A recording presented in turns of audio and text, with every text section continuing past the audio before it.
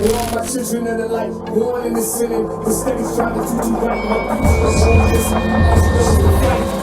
they see God in everything I write. Hey everybody, are y'all all right? I think I'm doing all right. I'm so happy because this is the last On One with Angela Rye podcast for the year. And guess what? We are finally at the end of 2020. The end finally draweth nigh, and I am so happy that we made it. This year was a lot. I think most of us will agree that we experienced some life-changing moments, some for the better, some maybe not so much. And on today's podcast, we'll review some of 2020's biggest moments. We saw some Black excellence. We witnessed moments becoming movements. We have a Black woman VP now, at least in January we will. And we also experienced some sadness with the loss of friends, family members, and heroes. There was a common factor that shifted our way of living and existing on this planet tremendously. We went from handshakes to elbow bumps, smiles to smizing, and head nods. And hopefully, y'all started washing your damn hands for real. We went from conference calls to Zoom. Does everything got to be a Zoom, though? Before we enter 2021, I think it's so important that we take time to reflect on what happened in our lives before turning over a new leaf. We should honor our growth and create space for ourselves and one another. My word for my 40th birthday, which was last year, was clarity, thanks to Miss Naja Mix. And we're going to ride that thing right up to 42 if I need to. I've incorporated practicing clarity in so many parts of my life through therapy, exercise, detoxing, praying, fasting, and meditating. Being intentional about choosing ourselves can help us lead our way to our greatest selves. So without further ado, let's get into the top 20 moments of 2020. I don't know if they're the top 20, but definitely the biggest 20.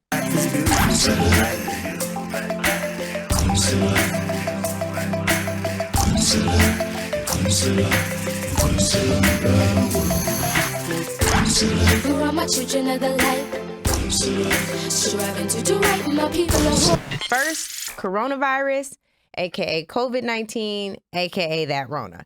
We have to start with that Rona. I don't think any of us understood what would happen with this virus. Once the CDC confirmed the first case on January 21st, all hell started to break loose. It doesn't matter if you live in the United States or overseas. It didn't matter if you're young or old, if you're Black or white, poor or rich. This virus did discriminate in the way in which it disproportionately impacted us, but it definitely hit everybody and impacted all of us in some way. After the announcement of the country going into a lockdown, there was so much uncertainty about how the virus would affect us physically or economically, and many of us didn't understand what the toll would be emotionally. Hell, I know I stocked up on food, water, paper towels, and toilet paper. Shout out to Freedom Paper Company, by the way. As my friend Katie always says, I'm an absolute germaphobe, and I like to be over-prepared. And to that end, if you're ever in crisis, if there's a man-made or a natural disaster, you need to come to Casa Angela Rye. As a germaphobe, as soon as I found out about the virus, I bought hazmat suits. I already had gloves and masks at home because, as I said, I'm a germaphobe. I wasn't playing. I wore it to the grocery store and even on the plane. And some of you laughed, but a lot of y'all were sliding in my DMs and texts like, hey, Ma, where can I cop a hazmat suit, though? And I obliged. At the time of recording this podcast, more than 311,000 people have died in the United States alone. 1.6 million deaths and counting worldwide. So many jobs lost, kids homeschooled, restaurants closed, small businesses decimated, and even the NBA was in a bubble. Shout out to the essential workers who are working so hard every single day to keep us alive, well, and safe.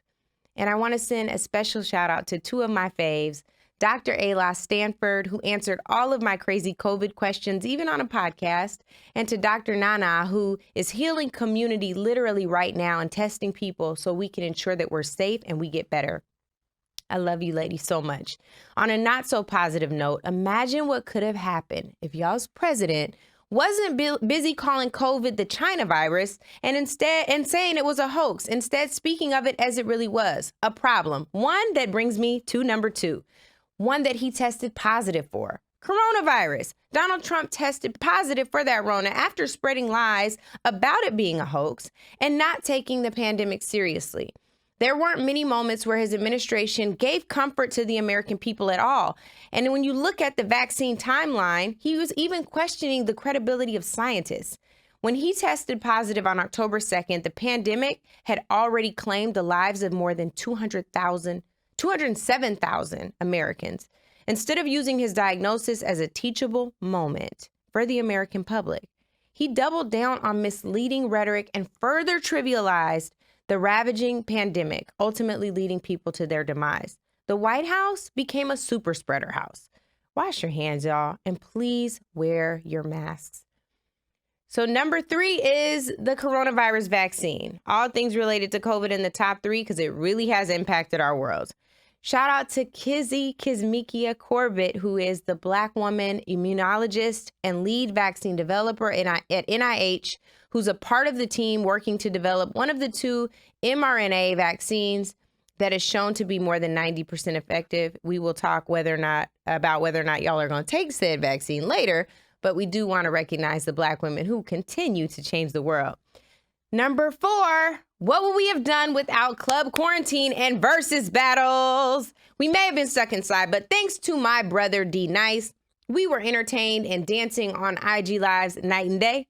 Shout out to D Nice, who also patiently taught me a little thing or two on the ones and twos, how to spin on during my podcast, my masterclass podcast with him.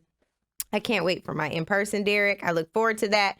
He was named a coronavirus hero by the LA Times, transformed the role of what the DJ even looks like in 2020. It was no longer about the club. It was about community, in which he created every single night during club quarantine.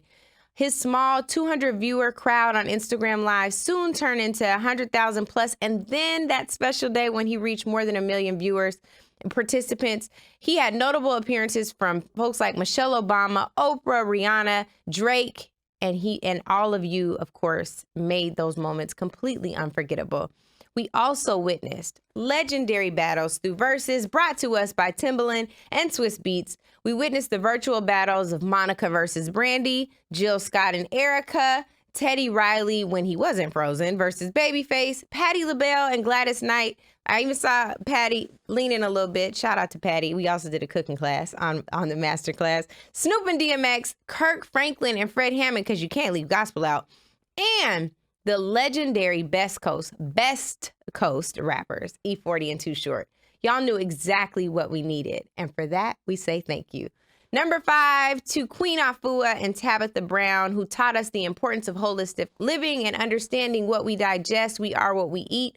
So many of us went on a health or detox journey this year, especially after eating all that comfort food. I know that was my testimony. Thanks to the journey, I can honestly say I've never felt more at home in my body. These queens are truly amazing. Tabitha Brown took the world by storm with her loving spirit and tasty vegan dishes. Shout out to Sierra on my team for telling me all about her. I went on a 21-day detox with Queen Afua, which transformed into a more holistic and spiritual health journey through this really difficult time with the Rites of Passage program that she does. I'm still catching up. I'm a little behind, but I'm so pleased to be with her on this journey and through this evolution. Number 6, congratulations to the graduating classes of 2020 and the teachers and the new teachers. It's the parents, y'all. I know many of us are all the way zoomed out this year, especially students who have to learn that way. I cannot even imagine. With the remote classes and virtual graduations, this generation of students had to take on the pandemic and online learning. You may not have received the celebration you all really deserve, but know that we are all so proud of you. You even had commencement speeches from folks like Beyonce, Barack and Michelle Obama, Chloe and Halle, Meg Thee Stallion. How dope is that? And extra special thanks, like I said, to the teachers for pivoting and to the real MVPs, the parents, the leaders of homeschool. I bow down. To number 7, which is a tragedy. Kobe Bryant, of course, was killed earlier this year in a tragic helicopter crash with his daughter, Gianna Bryant. On the day we heard the news about Kobe's death, it really slapped the entire world. Perhaps this was the sign that we should know that 2020 was going to be difficult. With former basketball player Kobe Bryant, of course, of the Lakers, who died tragically on January 26, 2020. I felt so sad because I felt like I grew up with him. I didn't know Kobe personally, but we are around the same age. And I even remember when he took Brandy to prom. So this was a devastating loss to so many of us, to community, just because of his bright spirit. And so right now, I just want to send love to Vanessa and to his surviving daughters. I can't even imagine what you all are going through.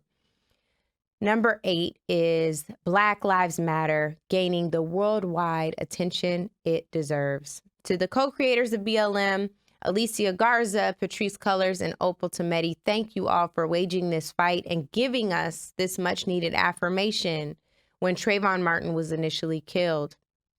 We know that you all started saying Black Lives Matter and it was an argument, and this year it was finally accepted. The movement gained global attention after nationwide and international protests in response to the killing of George Floyd, Breonna Taylor, and Ahmaud Arbery. BLM's approval rating soared. National sentiment turned positive, and it only took watching 8 minutes and 46 seconds of George Floyd fighting for his life only to succumb at the hands of police violence. A lot figuratively changed, but was it enough? After all the violence on our community, have we really seen change? And I think we all know the fight has just begun. With Breonna's law going on the books in state legislatures all over the country, the fight waged by Until Freedom and so many other activists in the streets, and for the victims, Breonna Taylor, Manuel Ellis, Elijah McClain, and so many others who we can't name, we will keep fighting until the world understands that your Black life mattered too. Number 9, athletes also took a stand in protesting police brutality. Many finally understanding why Colin Kaepernick kneeled. Athletes joined in speaking truth to power and using their powerful positions of influence to force change in Major League Baseball, the NBA, WNBA, NFL, and even the National Soccer League. BLM found itself on jerseys, on shoes, on courts and fields. WNBA players boycotted games. NBA players and WNBA players wore T-shirts with the names of victims of police brutality. And tennis player, of course, Naomi Osaka, wore masks depicting the names of the victims. Athletes took knees, raised fists, walked out, and even sat out games in protest. The latter in response to Jacob Blake nearly dying from police gunshot wounds in Milwaukee on August 23rd, 2020. And then number 10 is the response my dad has always wanted. Nationally ranked high school athlete prospects are committing to HBCUs instead of predominantly white institutions. This decision will probably result in greater opportunities for these schools and especially for the students attending these institutions. In basketball, a highlight was 5-star senior Maker announcing his commitment to attend Howard University over the summer. And in football, Coach Prime Sanders will now be the head coach for Jackson State University's football program and signed his two sons, who are nationally ranked as incoming players. He's influenced another athlete who was formerly committed to attending Georgia. Number 11 is growth and nationwide support of Black-owned businesses. We always respond and lean in when crisis strikes. This year was no different. Under the pressure of 3 pandemics, COVID, racism, and economic injustice, we showed up. Black folks went right to where the money resides. According to Yelp, support for Black-owned businesses increased more than 7,000%. Let me find out we're choosing us all 2020 and beyond. We can't talk about BLM without ensuring we are increasing Black wealth and opportunity. Even Beyonce told y'all Black is king, not just with a visual album release, but also with a Black-owned business directory. Number 12, defund the police. The very slogan was so controversial, people decided not to listen to what was really meant by said slogan. It sparked conversations on controversy and whether or not elections were lost, on respectability politics. But meanwhile, We just want to remind you we're not here to make people comfortable about the saying. If only you kept that same energy to reallocate funds from overfunded police departments into underfunded areas, including Black and brown communities, education, healthcare, and so many more. We're just trying to live. So pardon my urgency. These words don't hurt as bad as carotid holds, choke holds, tasers, and bullets. Shift these resources to people who really want to protect and serve Black people. And that's on period, Pooh. Number 13, justice in policing. We didn't just protest. Black folks legislated at the local, state, and federal levels. The House of Representatives voted on June 25th to pass the Justice in Policing Act, a bill led by Congressional Black Caucus Chair Rep. Karen Bass in the House and by Senators Harris and Booker in the Senate. The bill, of course, addressed a wide range of policies and issues to ensure police accountability and law enforcement accountability. All the while, we're still waiting on the Senate to move. It's Mitch McConnell's Senate. Y'all should call him up at 202-224-3121. Number 14 is the SARS protest in Nigeria, which of course had a global impact and global recognition about what's happening with the Special Anti-Robbery Squad. SARS is the Special Anti-Robbery Squad that was created to eradicate violent crimes. Instead, the unit turned violent on Nigerian citizens. So a movement began called #InSARS, demanding the removal of the squad and an overhaul of the corrupt institution. The government reacted to peaceful protests by deploying Nigeria's military, killing at least 12 people. While it was dismantled on October 11, 2020, it's been replaced by the Special Weapon Tactical Team. And on the 20th of October, the last known protest day, Nigerian military opened fire on innocent protesters, murdering a number of notable protesters. Again, we are Black throughout the diaspora, so we've got to look out for each other. Number 15, murder hornets. As if COVID, racism, and Donald Trump wasn't enough. Murder hornets? Come on, son. These giant hornets definitely freaked me out, especially I'm scared of bees, but especially because they beelined, pun intended, right to my home state of Washington. Lord help. Number 16, an impeached Donald Trump gets a second chance after he's acquitted by Mitch McConnell's Senate. On February 5th, 2020, the Senate voted to acquit Donald Trump on 2 articles of impeachment. This vote, of course, was held after not really having a real trial. It was a bogus trial, not calling any witnesses. And then the Senate determined Trump was not guilty of abuse of power or obstruction of Congress, despite being impeached by the House of Representatives last year. Number 17, we lost RBG and gained Amy Coney Barrett. I don't really know if that's a gain. We knew the impact the death of RBG would have on the Supreme Court, and that meant that a fight was coming for us to keep her seat. She held on as long as she could. She's always been a fighter. Her last wish was that her seat should not be filled until a new president was elected. You know, kind of like what they did with Merrick Garland and Barack Obama, although way, way, way further away from the 2016 election. Donald Trump disregarded that and appointed Amy Coney Barrett anyway.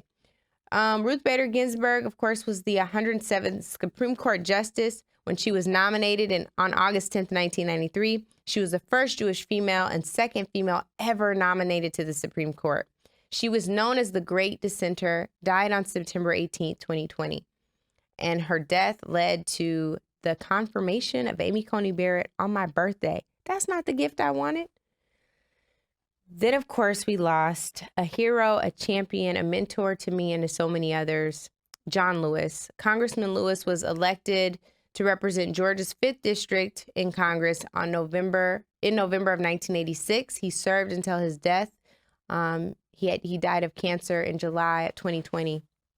This year was so tough, especially for voting rights. So I can't imagine what this was like for him, knowing how much was at stake. He wasn't just a civil rights hero or a voting rights hero. He was truly the conscience of the country and of the Congress, as he became known by so many of his colleagues.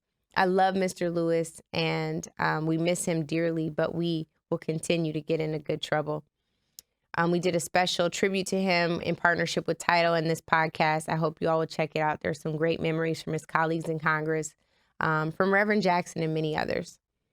Number 19, Donald Trump about to lose his job. Get this dance. Biden-Harris got next, y'all. Trump is out. Boy, bye. We did it, Joe. You're going to be the next president of the United States. It's over, dog. It's over. It's over. It's over. And shout out to everybody who lifted a hand, who tweeted, who posted, urging people all over the country to vote, and in the middle of a pandemic. You all, this was for you. You really showed up. You put your lives and your bodies on the line. It was for you. Shout out to LeBron James for all the work he was doing to ensure poll workers, to all of the stadiums that converted into polling centers to ensure that voting would be safe for the whole of America. Shout out to Elect Justice and my good partner, Mike De La Rocha, for all the work that we got to do in partnership with Black and Brown communities to make voting easier for us. And to all the folks in Georgia, wow, you flipped it blue. We got a little more work to do, and we're going to get to that next. But I also want to recognize the Congressional Black Caucus as you get ready to go into your 50th anniversary year. And under the incoming leadership of the next chair, Joyce Beatty from Ohio, the caucus will have its largest membership in history with a record 57 members, and will only making the House of Representatives even more diverse. Last but certainly not least is number 20. I saved the best for last. This is not recognizing y'all last. Black women, you saved democracy again from itself. They try to take us down, but we just keep going. We're always rising. We showed up, we showed out for us, and that led to a historic Biden-Harris victory. It led to the House being preserved. It led to flipping Georgia blue. And on that note, to make it bluer, folks need to turn out for the runoff on January 5th. Early voting is happening right now in Georgia. Go vote. If you have a cousin, an auntie, a friend, a former boo, an enemy, tell them all to vote. January 5th is so important. We can't really enjoy the victory of Kamala Harris and Joe Biden if they're not able to get anything done. They can't get anything done if the Senate is not flipped. So shout out for the work you did in November, but let's make sure it continues so January 5th is a good day.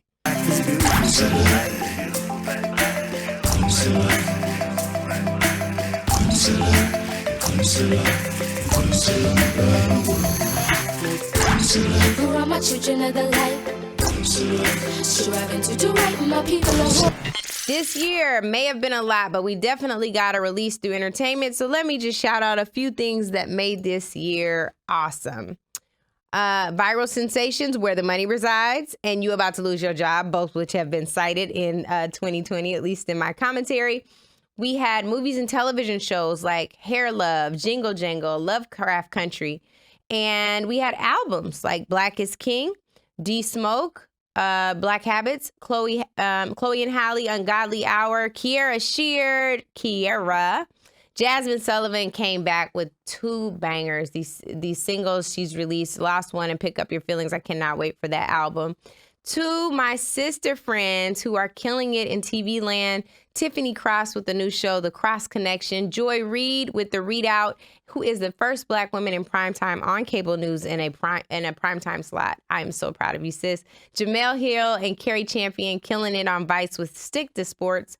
And Rashida Jones, who was just named the next president, first Black woman president of MSNBC.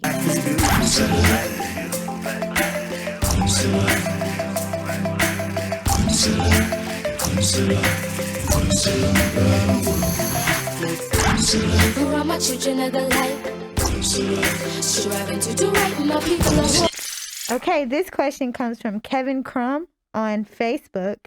How do you feel about the notion of African American communities only being policed by African American officers?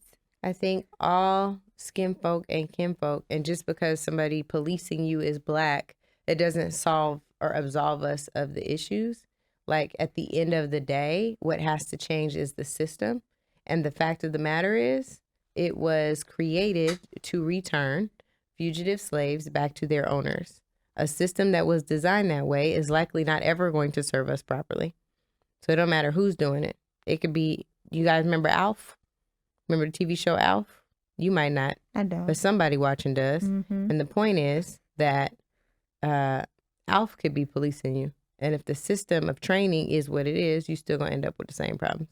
And that's on what? Period, poo. Okay, the next question is, Where the money reside? please, where is that? Where does the money reside? That's not the question, but answer. No, it's a good question. The money resides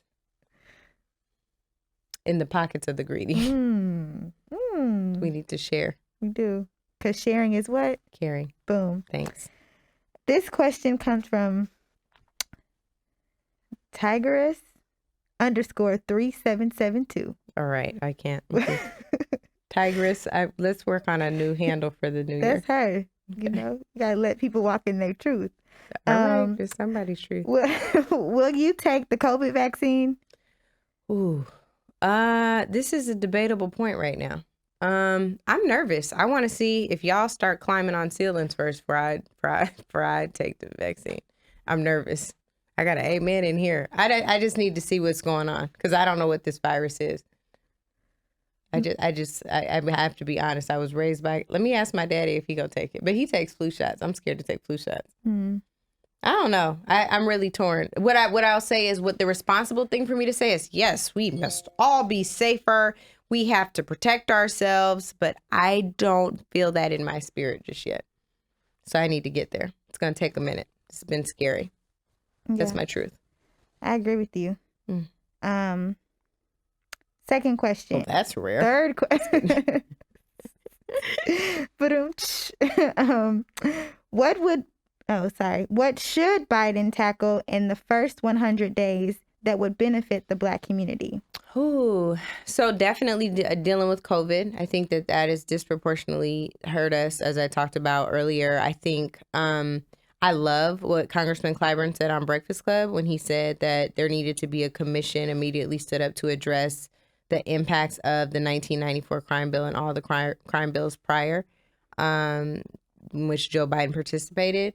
I think the other thing that is a must is they're standing up some racial equity and social equity initiatives in the White House. So I'd really love to see them get off the ground and really be implemented across agency, across the federal government, and then copycat modeled on the state and local levels. What else? Policing. I would like to see him pivot immediately on his position that he had during the campaign on policing. It's not safe for us. And I think that it's a position of privilege to say, oh, we'll just hold folks accountable. The 21st Century Council on Policing under Barack Obama did great work from a white paper standpoint and from a research standpoint. But when it comes time to implement those things, they are not, there are moderate shifts, and incremental shifts around survival don't really work because that means somebody's still gonna die. Revolutionary change. Come on, revolution. You know, also, I just think it's one thing to point out that a lot of times when things look good on paper, they don't always look the best in reality. There's some boyfriends we've had that have done, yeah. Shout out to growth. Shout out to being able to recognize. Yeah. He might look real good on paper on the ground. Hey, when you walk that thing out, walk it back. In fact, don't walk. Don't walk. But shout out to Lawsome Audrey for that question. I'm sorry. This question comes from Mr. Allegard. I already know the answer to this, but the people would like to know, do you put sugar in your grits? No. I put cheddar, cheese in my grits when I'm eating dairy. Queen Afua, don't worry, I'm not eating no dairy right now. Butter is dairy, but butter, I don't know that I can ever really shed butter. You got to put butter in grits. And then you got to have a little pepper, maybe a little Tony's. You got to have that little spicy, a little savory. I like it. Yeah. I put shrimp in my grits. That was funny. I wasn't expecting it. Okay. Watch out. This question comes from That Butte. Period, KJ. That's too much. I don't know. It's a dot. So sometimes I don't know if I'm supposed to say period or dot. I don't know. Okay. Well, KJ. Sometimes y'all should just send us your real names too. Like this question from so-and-so from such and such, age such and such. You know, a lot of people live online these days, so. That's true. Everybody. How would you respond to someone who says we as Black people cannot progress because we have a victim mentality rather than a victor mentality? Well, that's complicated. I would say that we all have an obligation to live our best lives, and we can't do that without releasing trauma, addressing trauma and releasing it, forgiving and walking in forgiveness and love and peace. And I think that whatever we do for ourselves will be made manifest in the world. However, there are structural systems in place that are designed to oppress marginalized people, particularly those that helped build this country 400 plus years ago. And I think as a result of that, I'm not going to take the responsibility of what the oppressor has done as my victimhood, right? I think that the reality of it is there have been consequences of systemic oppression, and those things have to be uprooted, just like the trauma that may exist in me. So I think that both things can be true and both things can be addressed at the same damn time. That's real. I'm just, come on, preach, preacher. I try. Do preachers say, sometimes preachers say damn in their sermons? I don't know about that one. Oh, it's true. Okay. I think it's in the Bible. So it's okay. This question comes from Brother Mark. Brother, I'm campaigning in Georgia for Ossoff and Warnock. How can I utilize my platform as a non-celebrity to get my Georgia followers out to vote? Ooh, there's so much you can do.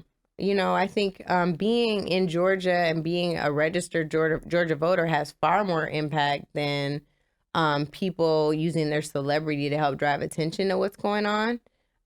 You can knock on doors safely, COVID conscious canvassing, we call that. You can call people and text them. You can make sure people are aware of deadlines. You can start a phone tree. They used to have phone trees back in the day. You can do text trees, I guess, too.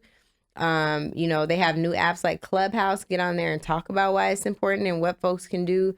If you know someone who's on the fence about voting, really spending time talking to them about the importance of this election and what it could mean for them, especially with Kamala Harris becoming the vice president. What we know is now there are only 2 Black senators. One is Republican and forgets about us a lot of the time, especially when it comes time for judicial appointments. So you really only have Cory Booker, right? So then that leaves you with Raphael Warnock. And then I would also say Jon Ossoff is pretty doggone conscious, and I'd love to have him in the Senate. I got to work with him in Congress, and he's dope. And Raphael Warnock is also really dope. So please do all the things. Doesn't take you being a celebrity. Yes. What happened to the one dude? Smile for him right quick. What's he doing? We should get him to do something. Oh, Mr. Hotspot? Yeah, Mr. Hotspot is an influencer, but he's not a celebrity, but he lives in Georgia. He is. Maybe he was just taking a break. Well, we need him to tap in. Yeah. We need him to tap in. Ooh. Okay, Sweetie. Shout out to Sweetie. Okay, I have a few more questions. I'm going to pray for you. Please, without ceasing. Somebody come get her. Monroe Girl DC. I just wish we had these people's real names. We'll get it. Who do you believe is the best pick for the next Attorney General and why? What would you like to see as that person's top 5 objectives? Okay, so here's my truth. I would love to see Tony West as the next Attorney General. I don't think that's going to happen because that's Kamala Harris's brother-in-law. Second to him, I would say it's a tie between Eric Holder again and Loretta Lynch again. I would also love to see a Sherilyn Ifill make a move over there, or Kristen Clark, both incredible. Vanita Gupta in some role over there. Like, they're all super dope. Yeah, like we have so many powerful, amazing Black lawyers. You know what else would be fresh? If we had like a Ben Crump, but there's so many amazing Black lawyers, and I hope some of them go in that role or in, I know Vanita's not Black, but shout out to the culture. You can hold things down for the culture and not be the race. It's all good. But we just have so many, and I'm frustrated by hearing about like Doug Jones who was confused. I remember I did an ALC panel with him and challenged him on whether or not he was going to vote for a Trump Supreme Court pick. And it's like, I don't want anybody that feels torn about where your morality should be. And maybe now that he doesn't have that pressure of being in the Senate, he would do something different. But I don't want to take that risk. I don't want a lukewarm person in that role. It has to be someone who is a prolific fighter for justice and committed to that. I know he prosecuted the killers of the little girls in the bombing in the 16th Street Baptist Church. But it's just like, I want to know what else he's done since then. Sally Yates is dope, especially because of how Donald Trump treated her. It would be great to see her uplifted in some way. But I just think that this cabinet still needs a lot more diversity. So those are my picks. What the top things I want them to address, figuring out how to adjust the federal standard with legislators so that police can actually be held accountable, criminally held accountable for killing Black people. In addition to that, standards around sentencing need to shift, really addressing this death penalty stuff. How many Black people have died? How many people have been on death row and killed executed under the Trump administration, while people are like, oh, he's criminal justice reform. No, he's not. He's killing people on death row. And when there shouldn't be a death row. So like some of that reimagining, not just policing, but the criminal justice reform system altogether would be my things. And then prosecuting some of these folks in corporate America who have looted and stolen from people in ways way more so than folks did on the streets in the summer. They want to talk about looting and rioting. What about the looting and rioting of mortgages and homes and, predatory lenders? Like, take them on. I want somebody in there that would take all that on. I think that was probably more than 5. I apologize. No, it was good, though. The people need to hear it. Thank you. Okay. Let's do 2 more questions. That's cool. Okay. If you could instill a piece of advice into a newborn child's memory that they would never, ever forget, what would it be? This comes from Paulo. Okay. The piece of advice I would give is something foundational. Maybe like you are worthy. There's the affirmation recently from Black liturgies. It was inhale, I am worthy. Exhale, I will not prove it. So that's what I would do. Ooh, that's what I would tell them. Isn't that good? That's not mine. Real good. That's not mine. But shout out to Black liturgies. Yeah, I'm gonna write that on. That's what it's on my mirror. Something. I love it. Yeah, that's good. Yeah. Okay, I know you've answered this for the people before, but this comes from @rclay50. Everybody got numbers in their name today? I think so. If you, comes from @DNajamix. If you could add a number to your handle, what would it be? 206? Definitely. Now, okay. You cheated because Jaleesa didn't even get her question. Well, just because this came up in, this is authentic to the conversation. Back to rclay50. What made you interested in politics? When did you realize that you needed to be involved for our people? I don't think I ever had a choice about being involved. Eddie Rye is my dad and Andrea Rye is my mother. So I never had a choice about being involved. I think politics, my position, posture, disposition towards politics changed with my internship with Congresswoman Maxine Waters, Queen Maxine. Shout out to the Queen for shifting how I saw the interfacing of politics and activism, and the fact that those two things can peacefully coexist in one body for one people to change the world. Yes. And I think a lot of people have learned that this year too, political activism. Oh yeah. They haven't seen it before. You gotta do it. Yeah. And we love it. We love to see it. That's it. Praise the Lord. Okay. So from the beginning to the end of 2020, the On One podcast has been having transformational conversations and powerful moments. Take a look at these highlights from the podcast.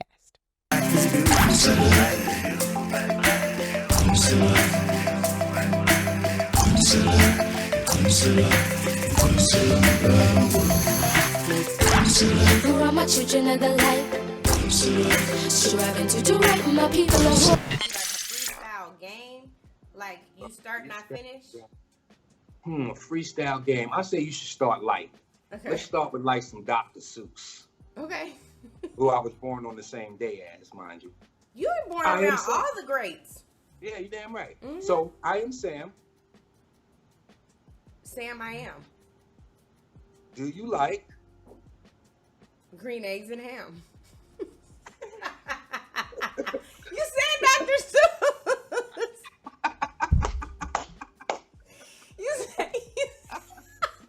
You literally said Dr. Seuss. If we gonna do Reverend Jackson, I can do Reverend Jackson too. What got you involved with the NAACP?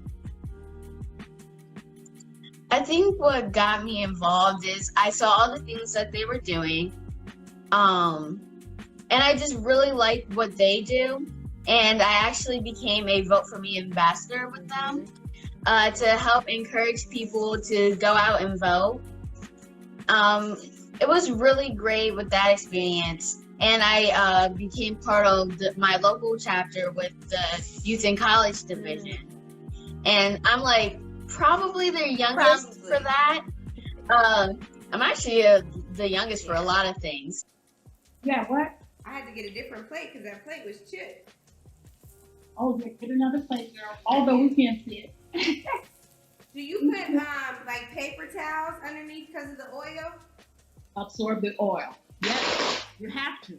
Okay. You know, when you cook bacon, you have to put that paper towel where that bacon can drain. The same with fried fish or chicken. Mm-hmm. Put that paper under it. I'm not going to assume this for you. I've heard from some DJ friends that the most frustrating thing is like when you're in the middle of a set and then people start requesting songs. Is that true? Is that a pet peeve of yours? That is true. Why? That is true. Because what happens for most DJs, you are literally 5 songs ahead of the audience. Because you're trying to, if I'm playing a record, like say if I'm playing a song that has 110 BPMs, right?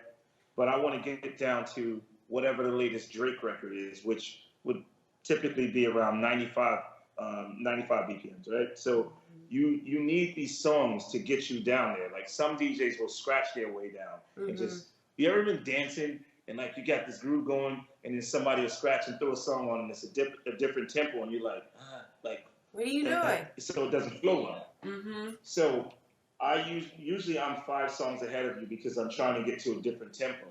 So I'll usually like play these records and bring the tempo down slowly. So if someone taps me and asks me to play a song, it's like you're interrupting the flow of where I'm trying to get to.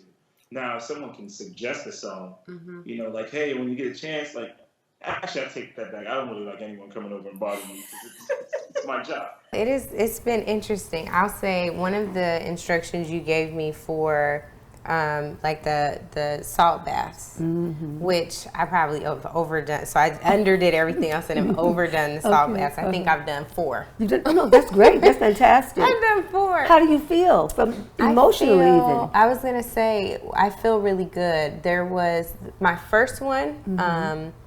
You talked to me about 2 relationships, and like I still don't feel super clear about one of the things I needed to sit through, but one of them was a woman associate where I felt like there was tension, and what kind of came to me very clearly like middle of the bath was my assignment is to love and protect Black women, whether they love and protect themselves or not. Yes. Or they extend that back. Like that was a very clear assignment. And I was like, okay, got it. I'm good. I can incorporate twerking in it. Now, Ooh, Crystal, I can't twerk. You gonna teach me how to twerk?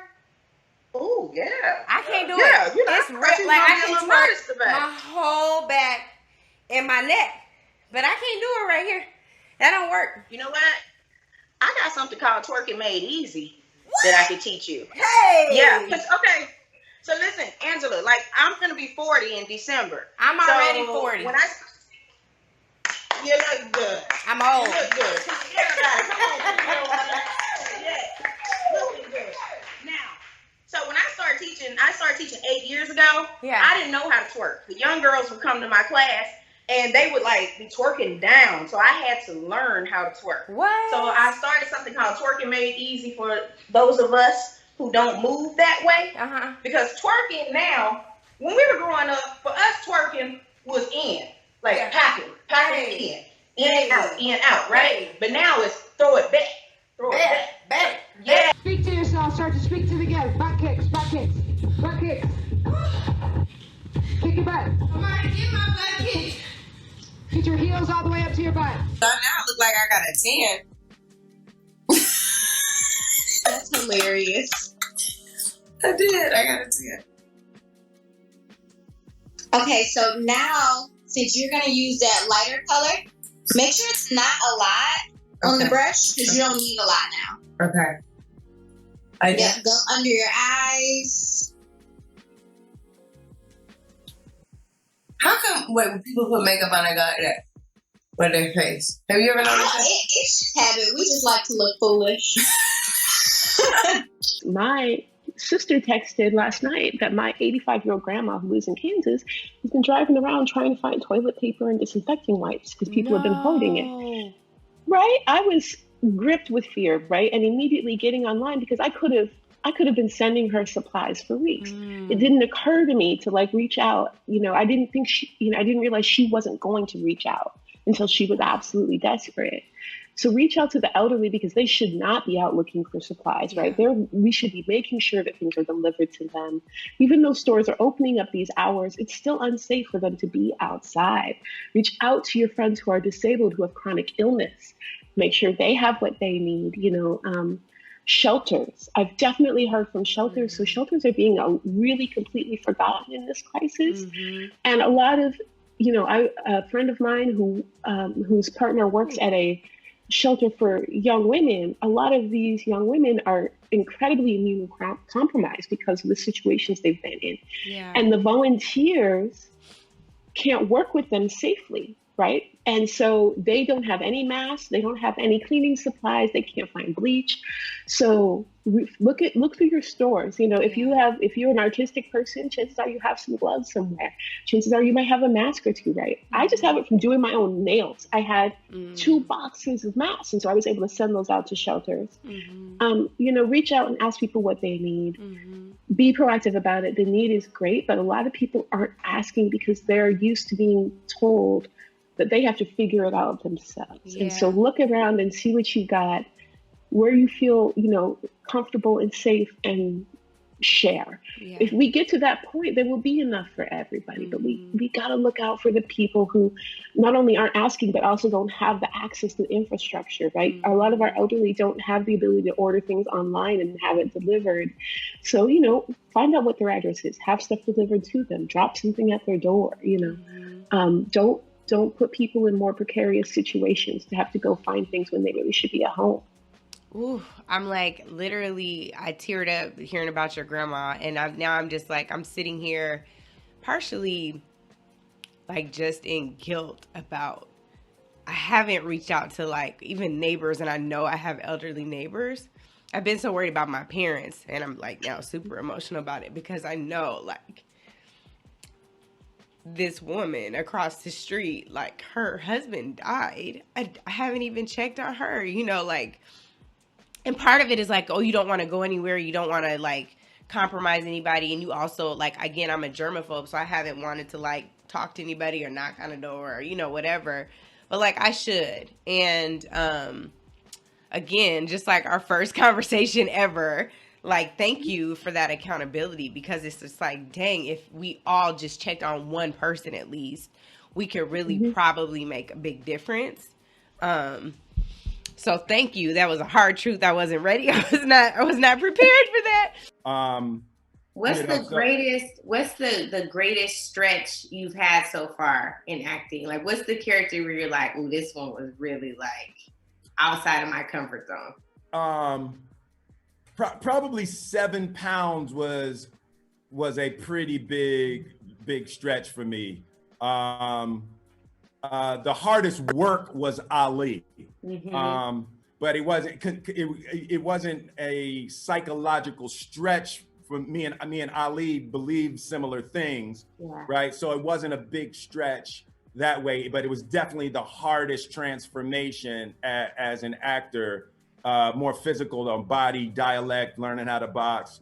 But in terms of understanding what someone is thinking, right? And that's really what acting is how much can you step into someone else's shoes? And the beauty about that as acting is that is the human skill for successful relationships. Yeah. How much can you put aside what you think and what you feel and what your dreams are and what your needs are? How much can you put them aside and deeply and completely understand and have compassion for someone's opposing point of view? And Yikes. And all of these things, how do you like be preventative? Like, is there any way to really isolate yourself enough to be safe for the hypochondriacs among us? Yes, you gotta stay home. You're like, be in timeout. I mean, huh? I said you're like, be in timeout. Yes, you just stay home. You fortunately for us, we FaceTime, we Skype, we all those things.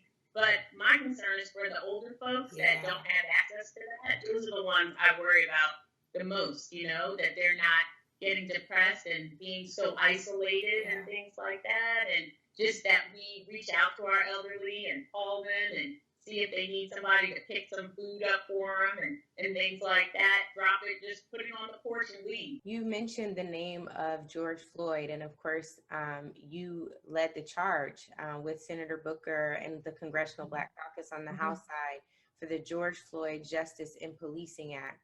Is that a bill, Senator Harris, that you would urge Vice President Biden to sign into law in his first 30 days, for example, as president? So the Justice in Policing Act, and yes, Cory Booker, my brother in the Senate, we led it on the Senate side, but then got a lot of senators to sign on to it. In the House side, our fellow members of the Congressional Black Caucus, and brought together a bipartisan group to support it. And it does a number of things which Joe Biden has, without any hesitation, said that he will do in our administration. Including banning chokeholds and carotid holds. Let's be clear, George Floyd would be alive today if those carotid and chokeholds had been banned. You all have to split time between One LA and Potter's House, Denver. How has that been for you? Do you feel like you have your routine down, or there's still some things that you feel like, I want to adjust this because it doesn't feel just perfect yet or just right yet? You know what I am learning about life? The moment that you start to feel like you have a rhythm, the rhythm comes and just is like, you know what, we're going to change the song altogether. Coronavirus.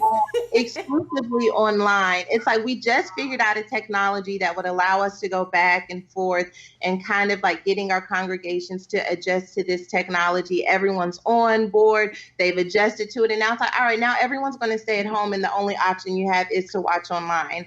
I think that I am constantly learning who I am from season to season.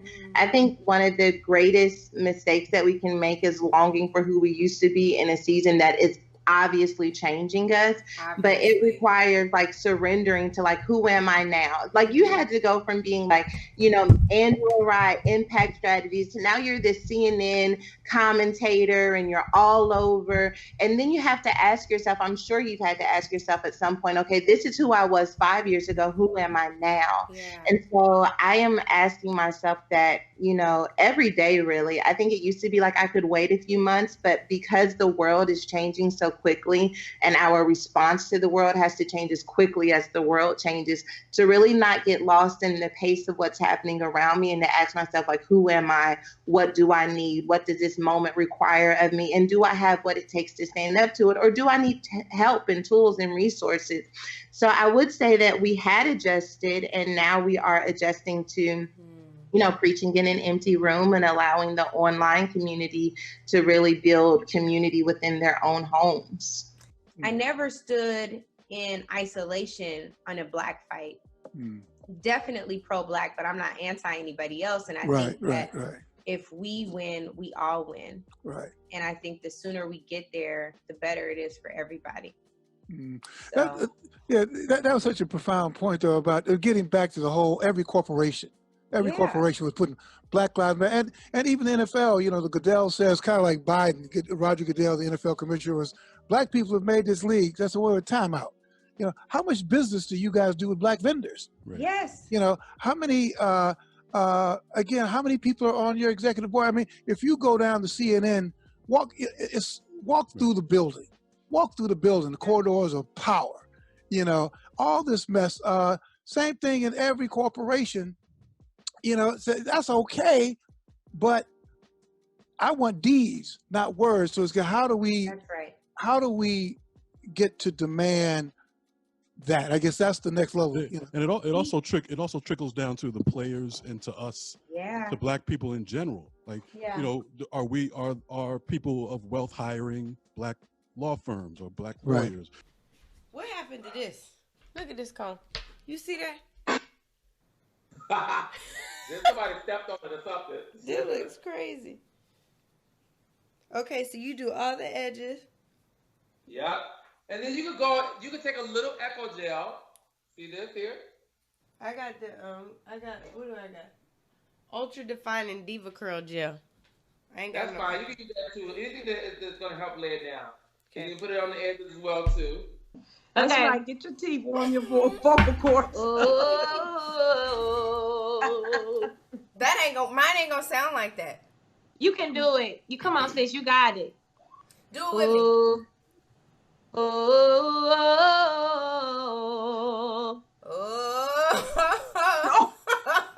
Lord. Your mama said, "Oh Lord." Oh. Okay, well, maybe we can start with one that's a little more basic. How about that? Okay. Kira, you look like you saw a ghost, child. How you just looked at me. Right. How do we finally start like unraveling from that? Like that is truly in our DNA. We are postured to martyrdom, as you talked about. We are postured to be taken from and just say that's just how white folks are. How do we shift out of that in this year? Yeah, no, that's a great 3 point. weeks we have left. Yeah, I'm gonna try to be very brief because that's such a brilliant question. Look, they've been stealing us from the very beginning. When you talk, we are the loot. We are the loot of your imagination. We are the bounty, the booty, BOOTY, that you stole from another nation, from another country, and you stole from us. You stole our futures. Yeah. Appropriation is a form of theft, right? When you steal our culture, that beautiful Dr. Dre and Beats commercial, you like our culture, but you don't like us. We've been saying that from the giddy up. Greg Tate, the critic, said, you want everything but the burden of Blackness. You don't want the burden of it. You want everything else, right? And so for me, they have been stealing our futures from the beginning. Stealing Breonna Taylor's future is literally a metaphor for what's been going on from the get-go. I do want to take a moment to just recognize all of the lives we've lost this year. Again, more than 311,000 people in America have died to COVID. We want to recognize you all and your families.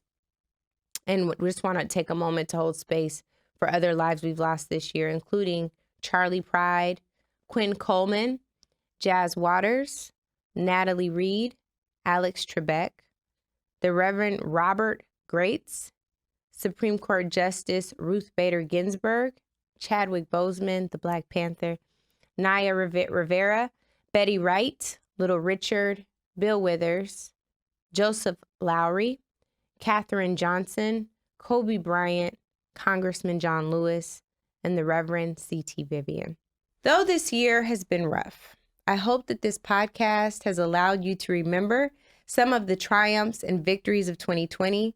Though there were some dark moments, there are shimmerings of hope. We must hold on to hope as we head into 2021. Thank you all for riding this out with me. This is On One with Angela Rye.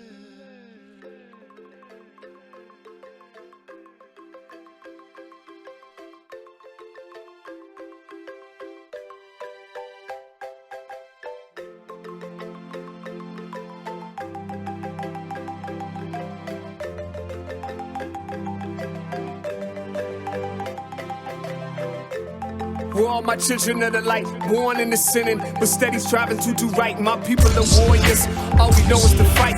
Praying they see God in everything I write. Yeah, we're all children of the light, born in the sinning, but steady striving to do right. My people are warriors, all we know is to fight.